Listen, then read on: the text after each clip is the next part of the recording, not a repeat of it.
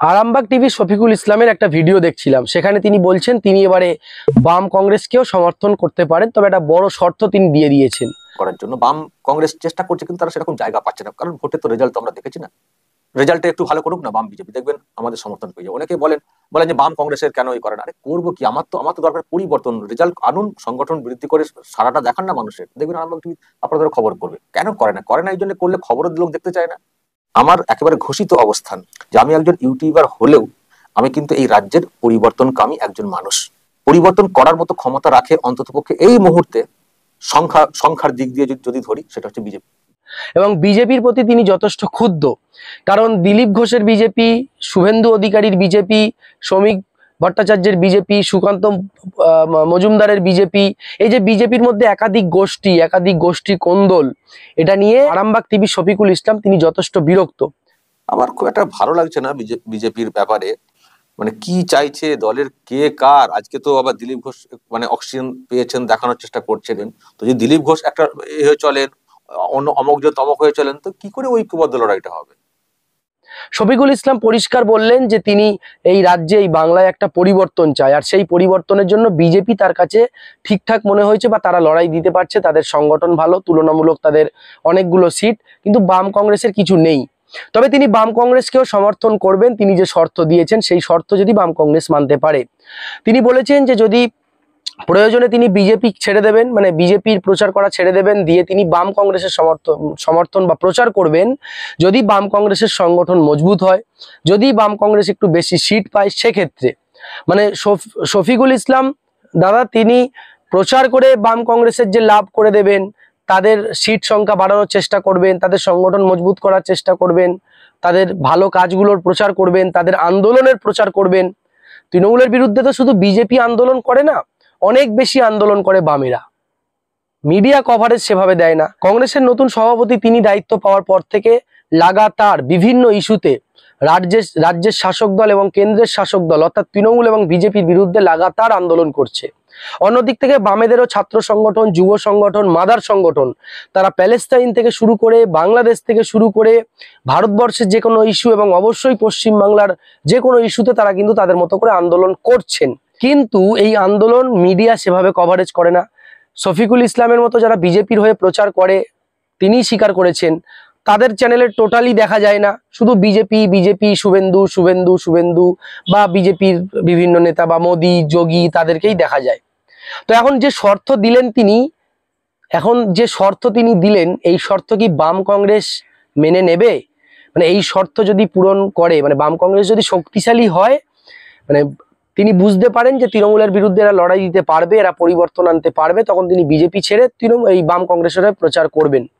এই বিষয় নিয়ে আমরা কংগ্রেস নেতা এবং বাম নেতাদের সঙ্গে কথা বলেছি, শুনুন আপনারা। আর ভিডিওতে কমেন্ট বক্সে অবশ্যই মতামত জানাবেন। শফিকুলের খবর করার দরকার নেই। শফিকুল একটা বিজেপির পোষা একটা কি বলবো, পোষা একটা সার্ভেন্ট, ঠিক আছে? তাকে বিজেপি সার্ভেন্ট হিসাবে ইউজ করে এবং তাকে অফিসিয়ালি, আমার যতটুকু আনঅফিসিয়ালি তাকে টাকা পয়সা দিয়ে কিনে রেখে দিয়েছে। শফিকুল একটা দালাল, বিজেপির ছাড়ার কিছু নয়। তো শফিকুলের কথা বা আরামবাগ টিভির এবং আরামবাগ টিভির যে প্রভাব বাংলার বুকে, আরামবাগ টিভির কোনো প্রভাব নেই। তো আমাদের কংগ্রেসের খবর করা লাগবে না। We are the national party, আমরা আছি, থাকবো, এবং আমাদেরকে কংগ্রেসকে যারা শেষ করতে এসেছে তারা শেষ হয়ে গেছে, ইতিহাস হয়ে গেছে। কেজরিওয়ালকে দেখুন না, দিল্লির বুক থেকে ইতিহাস হয়ে গেছে।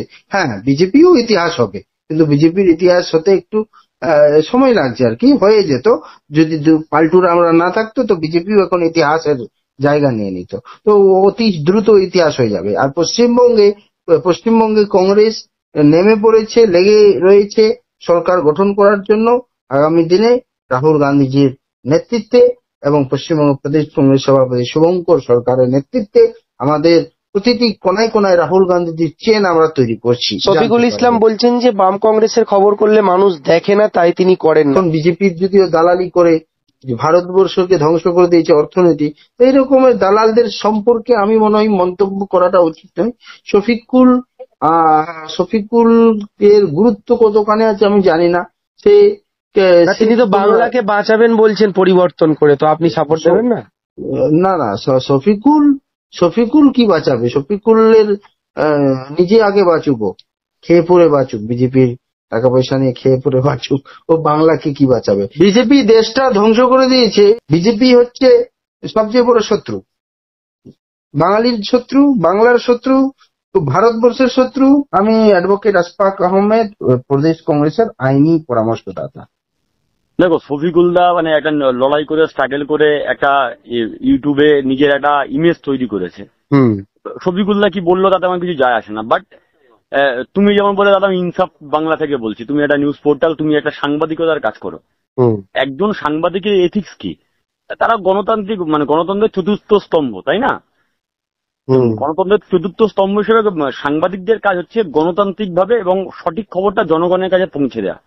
সে বিজেপির হতে পারে, তৃণমূল হতে পারে, সিপিএম হতে পারে, কংগ্রেস হতে পারে, XYZ, যে কারোর খবর হতে পারে। তার মানে এটা শফিকুলদা এটা থেকে বললো, মানে এটা প্রমাণিত হলো যে শফিকুলদা বলছে যে ওনার ভিডিও কেউ দেখে না। তার মানে ভিডিও বেশি দেখলে, ভিউজ বেশি হলে উনি তার খবর করবে, যার ভিডিও ভিউজ বেশি হবে না সেই খবর করবে না। তো ফলে গণতন্ত্রের যে মিডিয়ার যে এথিক্স, সেই এথিক্সকে শফিকুলদা নিজে ভায়োলেট করছে। এবং মিডিয়ার যে কাজ গণতান্ত্রিক ভাবে মানে সাধারণ খবর, সত্য খবর প্রকাশিত করা। এই শফিকুল্লাহর বিরুদ্ধে এর আগে আমরা যদিও বলিনি, হ্যাঁ, বিজেপি বলেছে একাধিকবার, তৃণমূল তো একাধিকবার বলে যে শফিকুল্লাহ বিজেপির হয়ে খবর করে। তোমার সামনে তুমি যখন বাজারে বেরোবে, তোমাকে আমি বলছি, তুমি যখন বাজারে বেরোবে তোমার সামনে তো মদের দোকান আছে আর দুধের দোকান আছে। এবার তুমি বলবে ভাই মদের দোকানে বেশি লাইন দিচ্ছে, তাহলে মদটা ভালো, দুধটা খারাপ, দুধের দোকানে কম লাইন দিচ্ছে, এটা কি বিশ্বাসযোগ্য হবে বা তোমার পক্ষে যে সাজবে? যে শফিকুলদা তার ব্যক্তিগতভাবে তার লজিক হতে পারে, তার ভিউজ হতে পারে, তার পয়েন্ট অফ ভিউ হতে পারে, সেটা শফিকুল্লাহ ভিউতে করেছে, আমি কেন জানি না এটা বলেছে। বাট এটা শফিকুল্লাহ পরোক্ষভাবে আরামবাগ টিভিকে বিজেপির ফ্র্যাঞ্চাইজি বা বিজেপির ব্র্যান্ড অ্যাম্বাসাডার বলে নিজেকে স্ট্যান্ড করালো, যেটা শফিকুল্লাহর পক্ষেও খারাপ, গণতন্ত্রের পক্ষেও খারাপ। অ্যাজ এ সাংবাদিক, অ্যাজ এ পোর্টাল মিডিয়া, যেটা একটা বিকল্প মিডিয়া রূপে জনগণের সামনে আসছিল, সেটার একটা খারাপ ইঙ্গিত দাঁড়ায়। মানে তুমি বরাবরই পৃথিবীর নিয়ম হচ্ছে যারা দুর্বল তাদের পাশে দাঁড়াতে হয়, তাদের আওয়াজ মানে তাদের কণ্ঠস্বরকে তুলে ধরতে হয়। একদম। তো সেই তুমি দুর্বল বলে ক্লাসের যে বাচ্চাটা সবচেয়ে বেশি দুর্বল, শিক্ষকের সবসময় সেই দুর্বল বাচ্চার প্রতি নজর থাকে যে তাকে কি করে সামনের সারিতে নিয়ে আসা হয়। তুমি যদি সবল বাচ্চার পিছনে সময় দাও, সে তো সবল এমনিতেই সবল হবে। আর বিজেপি দুর্বল কি বিজেপি সবল, সেটা গতবারের লোকসভা নির্বাচনে প্রমাণিত হয়েছে। বিজেপির যদি ভোট পার্সেন্টেজ তুমি গতবারের লোকসভা থেকে যদি তুমি ধরো, হু করে কমছে। এই তোলাবাদ শুভেন্দু যতদিন বিজেপিতে থাকবে আরো কমবে। ফলে প্রকৃত যারা বিজেপির কর্মী তারা নেই, যারা তৃণমূল থেকে বাতিল মাল যারা বিজেপিতে গেছে তারা ফর্ম ফুটে আসবে। আর পশ্চিমবঙ্গের মানুষ এটা বিশ্বাস করবে যে নারদার কমিশনের নেতা হবে শুভেন্দু অধিকারী, চাকরি চুরির টাকা ফেরাবে শুভেন্দু অধিকারী। এটা পশ্চিমবঙ্গের মানুষ বিশ্বাস করে না। পশ্চিমবঙ্গের মানুষ এটা একবারেই বিশ্বাস করে না যে শঙ্কুদেব পণ্ডা কলেজে গণতান্ত্রিক পরিবেশ ফেরাবে, কারণ শঙ্কুদেব পণ্ডার হাত ধরে কলেজে গণতন্ত্র লুট হয়ে গেছে। তো ফলে শফিকুল্লাহর পয়েন্ট অফ ভিউ আলাদা হতে পারে, কিন্তু বাংলার পয়েন্ট অফ ভিউ অন্য। শেষ বিষয় যে আপনারা তো দেখছি যে প্রায় প্রত্যেকটা বিষয় নিয়ে বাংলা বাঙালি বা দেশের বিভিন্ন বিষয়, রাজ্য সরকার কেন্দ্র সরকারের বিভিন্ন দুর্নীতিমূলক বা বিভিন্ন বিষয় নিয়ে আপনারা রাস্তায় নামছেন, প্রতিদিন কিছু না কিছু মিটিং মিছিল করছেন। 2026 বিধানসভা ভোটে একটা ঘুরে দাঁড়ানোর মতন একটা পরিস্থিতি কি তৈরি হচ্ছে? প্রথম কথা হচ্ছে মানে আমরা যে মানে ঘুরে দাঁড়ানোর মতো এখন ঘুরে দাঁড়ায়নি, তাই তো তোমার পয়েন্ট অফ ভিউ এটা, সেটা না। পরিস্থিতি, লড়াই এবং প্রতিদিন তোমার যা শক্তি আছে তুমি তোমার শক্তি দিয়ে সর্বোচ্চ দিয়ে তুমি রাস্তায় নামবে, তুমি রাস্তায় লড়াই করে, মানুষ আমাদের সেই রূপে দেখতে চায়। একদম। ফলে আমাদের 2026 কি 2024 কি 2025 আমাদের কাছে স্পেশাল কিছু নয়। আমাদের কাছে প্রতিটা দিন হচ্ছে লুটেরার বিরুদ্ধে প্রতিটা। কিন্তু বিধানসভায় তো প্রতিনিধিও দরকার, সেখানে আইন প্রণয়ন হয়, সেখানে কথা বলার জন্য। একদমই। কিন্তু এটাও মনে রাখবে যে বিধানসভাটা সব না। যদি বিধানসভাটা সব হতো বা যদি একটা পার্লামেন্টে জেতাটা যদি সব হতো, তুমি বিজেপির 5টা MLA এর নাম বলতে পারবে? সাধারণ মানুষকে বুম নিয়ে তুমি জিজ্ঞেস করো, কালকে সঞ্চয়িতাকে বলবে বুম নিয়ে গিয়ে শিয়ালদা স্টেশনে জিজ্ঞেস করতে বিজেপির 5টা MLA এর নাম কি, বলতে পারবে সাধারণ মানুষ? ওই তো রাম শ্যাম যদু মধুর বাইরে কে জানে? হয় শুভেন্দু আর ওই 2-1টা নাম ফাম বলতে পারো, এর বাইরে সাধারণ মানুষ নামই বলতে পারবে না। বাট তুমি সাধারণ মানুষকে জিজ্ঞেস করবে মীনাক্ষী মুখার্জিকে চেনে, শতরূপ ঘোষকে চেনে, সৃজন ভট্টাচার্যকে চেনে? এরা তো MLA MP কেউ না, আমার কথা ছেড়েই দিলাম। দেবাঞ্জন থেকে চেনে? নতুন এসএফআই রাজ্য সেক্রেটারি হয়েছে, চেনে? এরা তো এমএলএমপি কেউ না। মানুষের জন্য যদি আন্দোলন করো তাহলে মানুষ তোমাকে চিনবে, মানুষ তোমাকে ভরসা করবে। হ্যাঁ, এটা ঠিক আছে, এটা আমাদের দুর্বলতা, আমরা মানুষকে সেই ভরসার জায়গা দিতে পারিনি।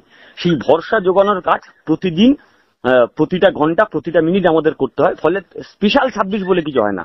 স্পেশাল 26 একটা সিনেমা হয়, যেখানে একটা সিবিআই অফিসার কিভাবে চুরি করেছিল সেটা আছে স্পেশাল 26। বামপন্থীদের কাছে স্পেশাল 26 বলে কিছু হয় না। বামপন্থীদের কাছে প্রতিটা দিন, প্রতিটা ঘন্টা, প্রতিটা মিনিট, প্রতিটা সেকেন্ড স্পেশাল, যেটা মানুষকে ভরসা যোগাতে হবে। সেই ভরসা যোগানোর কাজ আমরা করছি। আমরা আমাদের কাজ করে যাবো, মানুষ মানুষের কাজ করবে, আমাদের দৃঢ় বিশ্বাস।